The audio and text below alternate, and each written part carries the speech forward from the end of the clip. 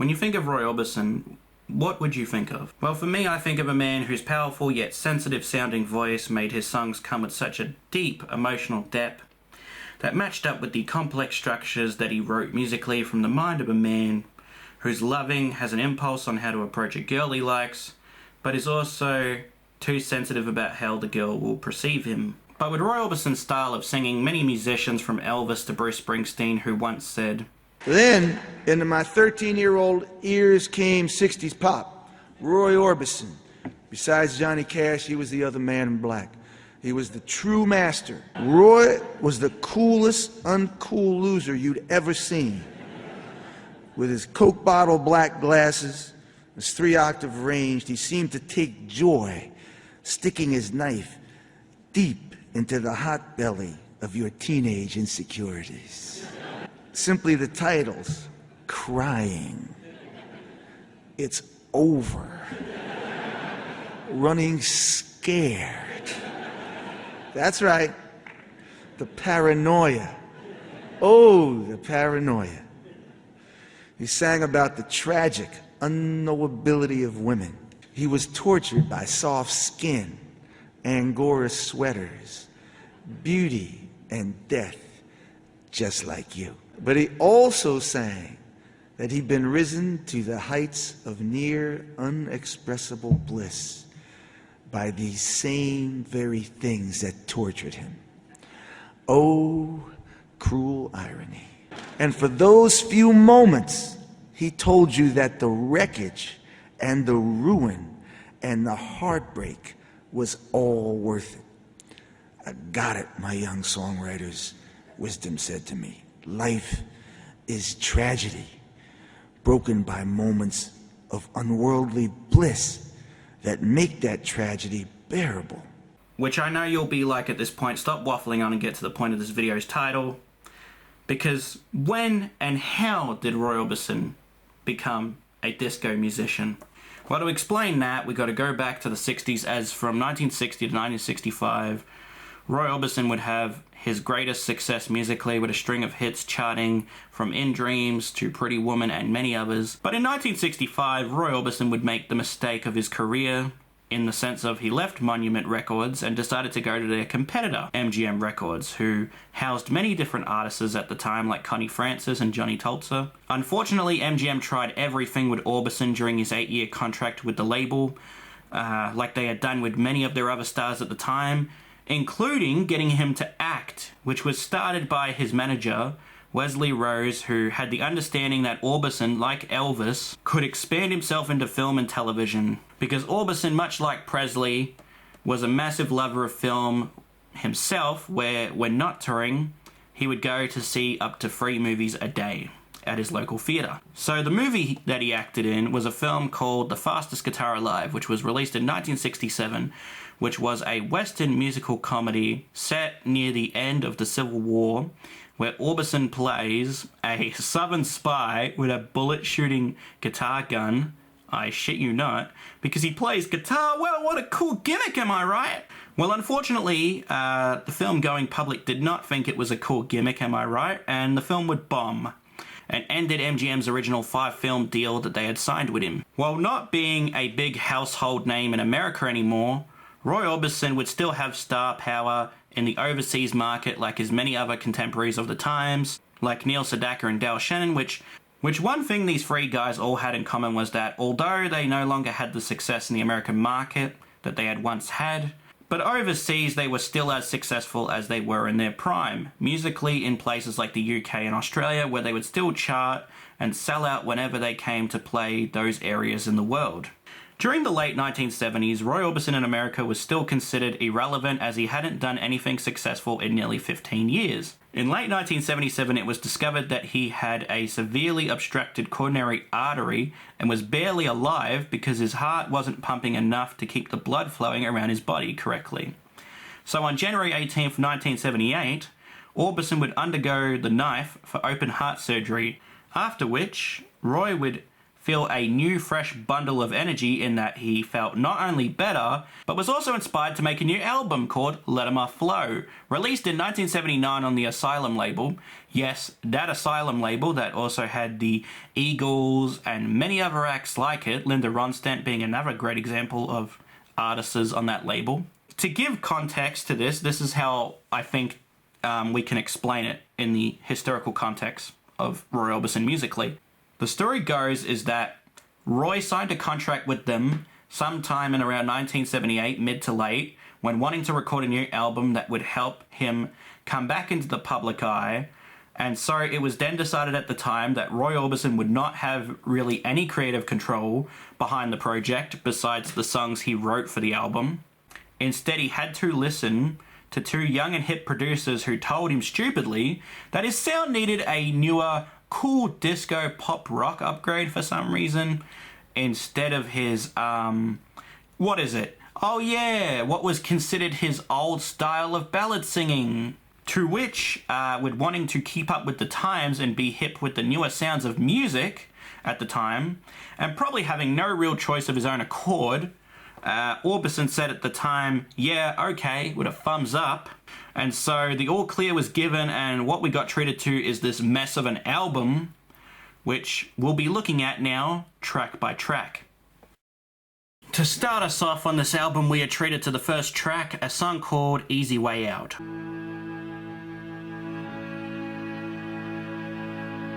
Which Easy Way Out is the first track that, along with Friday Night, which would later appear on this album, employed these what I would call trendy for the time disco beats that feel so basic that like someone was experimenting at editing one day in the studio and then went, yep, okay, they're ready to go now, and pretty much that's what we get with this track. While that I like Roy Orbison's voice on Easy Way Out and its somewhat catchy lyrics that get stuck in my head, along with the backup singers who are backing Roy's voice, which they are actually pretty good on this track and they're okay.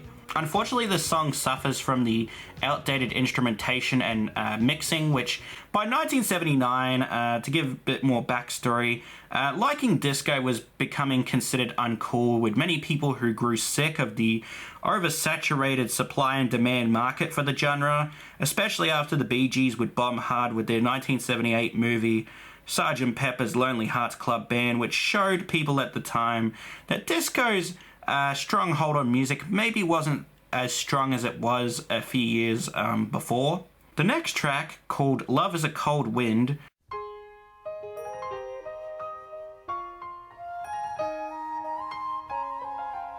is what I think is one of the few highlights of this otherwise generic disco album, in that it isn't Roy trying to be trendy or current with the times, but more so it's him going back into his famous ballad style of singing with some beautiful accompaniment by the piano and orchestra, which I personally think you could see someone these days like a Michael Bublé or Adele totally covering this song and adding their own style to this kind of song. The third track, called Lay It Down, is a generic late 70s sounding funk style song with synthesizers and clavinet that would honestly work for someone else like James Brown or, a Casey and the Sunshine Band.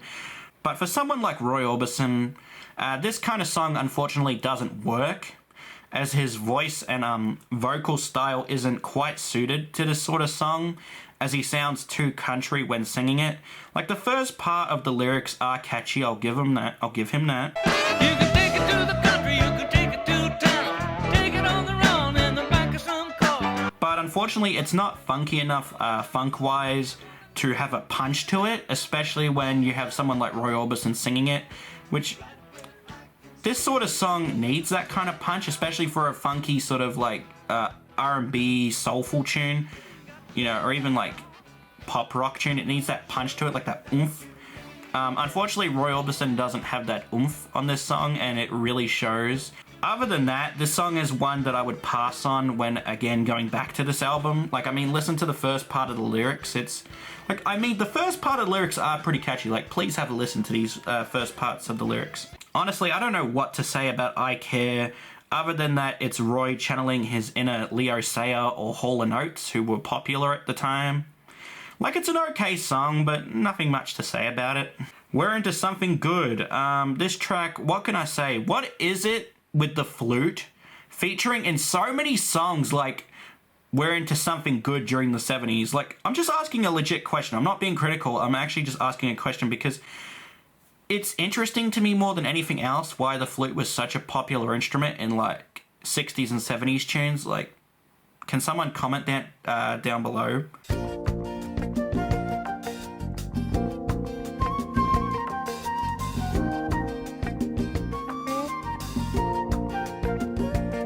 Again, this song is again average like I Care, with nothing special besides the music kind of sounding a little bit like Going Up the Country with the flute bit during one part of the song. The final song on side one, which is an autobiographical mid-tempo rocker, in that it's about a singer much like Orbison himself, who reflects on his own life of relentless touring, which has an ironic lyric which, considering at the time, Roy had just, in fact, recovered from open heart surgery, and the lyric goes like this. Moving, ain't got time to get sick, moving on down the road. It's quite ironic considering, you know, Roy's health problems at the time and the fact that he had obviously just recovered from open heart surgery. So, you know, Moving is a decent song in that. Now we're on side two, where we are started off with a track called Poor Baby. All I can say is basically one day Roy listened to both I'm Not in Love by 10ccs and then came on New Kid in Town by the Eagles and tried to mix both of these sounds from two completely different songs together to create the one song, which, I mean, the instrumentation's okay, but the lyrics are just lazy and plain Jane, as I would say. Warm Hotspot, easily the worst song on this album in my opinion. Again, we are met with Roy trying to experiment with the funk sound, which is like, why, Roy? Why? You can't sing funk. It's okay, man. Please sing something beautiful, like sing Only the Lonely or something like that. Jesus. And what I mean by the worst song on this album is that the lyrics seem like they were written by a sex pest horn dog of a guy who's wanting a quick fuck and leaves with a random lady of the night that he just met somewhere at a bar or a club. Like, listen to the lyrics if you don't believe me. Like, the lyrics for most of this song is, You make my walls start, you make my bells ring, do ding ding, you make my walls start. again, we go back to the rinse and repeat of disco, funk, pop rock, and ballads with tears. A later 70s sounding ballad that features saxophone and more synthesizers, which is, while having a beautiful sounding instrumentation and Roy's voice sounding in top form during the song, honestly it's an okay tune again, but nothing too amazing, as it's got some outdated disco pop sounds that even by 1979 had aged quite badly, and even to this day aged quite badly with time. Plus it sounds too sappy for my personal taste, which is funny yet ironic considering I love songs, you know, like My Eyes Adored You and Desperado. I mean, Friday Night is another generic disco beat song.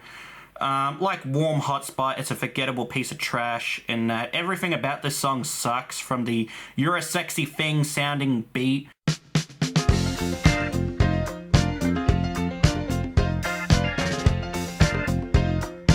plus the sus-ass lyrics, like, I said, hop in baby, scoot closer by my side, honey let's go riding, you look so exciting, where have you been hiding? Plus, also my personal favorite lyric of all time to take out of context is, she didn't say a word, she just kept those big blue eyes on me, I wonder what she could be thinking, as she put her little hand on my knee. I took another sip of melted brew, and then I looked into her eyes, and as I sunk into her baby blues, I thought, my oh my, there's no use in fighting, you look so exciting, where have you been hiding, girl? The final song for this album is a ballad-sounding tribute song for his friend Elvis Presley, who had just died the year or so before at the time of this album's production, which is definitely another highlight of this album, in that you can hear Roy actually pour his heart and soul into these lyrics about a man that he had nearly known for 20 years, in that they had known of each other since at least 1960 when Roy tried to offer his biggest hit, Running Scared, for Elvis to sing, to which Elvis, fun fact, wasn't interested at the time, which luckily gave Roy his first big hit, or one of his first big hits on Monument, that is. But to get back to the song, basically, besides singing about Elvis, it's a nostalgia fest in that Roy thinks about many things that have happened in his life so far, and the memories of people like James Dean, Sam Cooke, Marilyn Monroe, and his first wife / high school sweetheart, Claudette, who sadly died in 1966 from a motorbike accident, plus his love for hot rod cars, which he references in the bit about people he remembers. What interests me about this song is that although this album bombed badly at the time of release, Roy would in fact perform Hound Dog Man live up until about 1985. What I think is that Roy actually really loved this song and thought it was a good enough song to include in the set list, which I mean is pretty cool. Finally, what can I say about the song is that it's kind of ironic and eerie, considering that in less than just 10 years, Roy would unfortunately join Elvis in an untimely death. When Lament Flows was finally released on May 16th, 1979, it mostly got negative reviews from the critics, including one who said that Lament Flows is a travesty. Disco, and fake California rock from the backgrounds, well, poor Roy, who still sings well, flunders atop with absolutely no confidence. After this album, Roy would continue touring relentlessly all year round and made the odd TV appearance here and there until 1986, when filmmaker David Lynch would use Orbison's classic 1963 hit In Dreams for his movie Blue Velvet. And once again, not only would it help bring Roy back into the mainstream, it also would reintroduce a whole new generation of younger people to the wonderful music of Roy Orbison, who had once entertained their parents all those years ago. Which also helped Roy then join the supergroup, the Traveling Wilburys, and right then he started working on a new album of songs called Mystery Girl. Unfortunately, the story here would end for Roy as, tragically, on December 6, 1988, he would sadly die at age 52 from a massive heart attack. It turns out that when in 1978, after his open heart surgery, his doctors at the time had told him to quit his cigarette habit or that his arteries would become blocked again.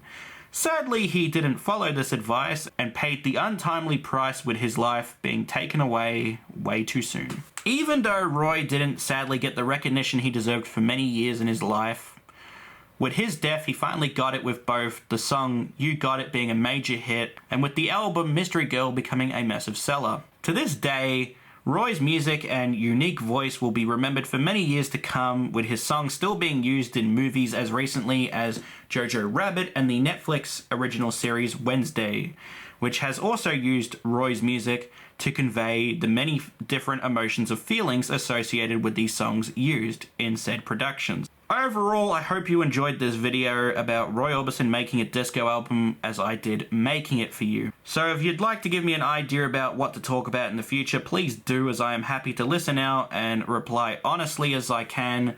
But for now, I want to say thanks for watching. Until next time, goodbye.